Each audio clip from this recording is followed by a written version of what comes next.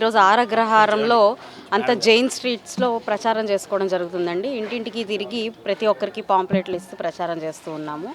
అందరూ కూడా చాలా బాగా రిసీవ్ చేసుకుంటున్నారు. ఎట్టి పరిస్థితుల్లో కూటమి గెలుస్తుంది. ఈరోజు నరేంద్ర మోడీ గారి ఆశీర్వాదం ఎన్డీఏ కూటమికి ఉంది కాబట్టి కంపల్సరీగా మేము గెలిపించుకొని తీరుతాము.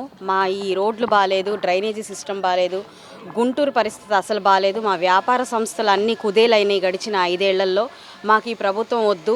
వైకాపా ప్రభుత్వంలో మేము ఎంతో ఆవేదనకు చెందాము, అక్రమాలకి గురయ్యాం కాబట్టి ఎట్టి పరిస్థితుల్లో సైకిల్కి ఓటేసి గెలిపిస్తామని ప్రతి ఒక్కరు కూడా మాకు హామీ ఇవ్వడం జరిగింది.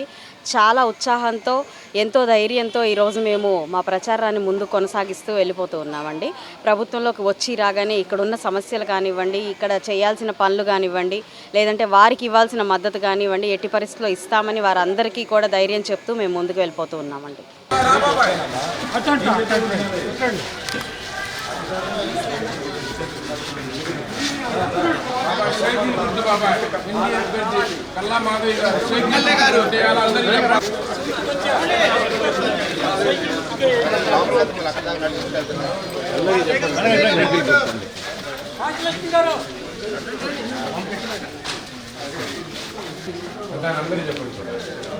రెండో నెంబర్ సార్ సైకిల్ గుర్తు. ఒకటో నెంబర్ చెప్పకుండా పూర్తికొచ్చి 2 ఓట్లు సైకిల్ గుర్తుగా వేయండి.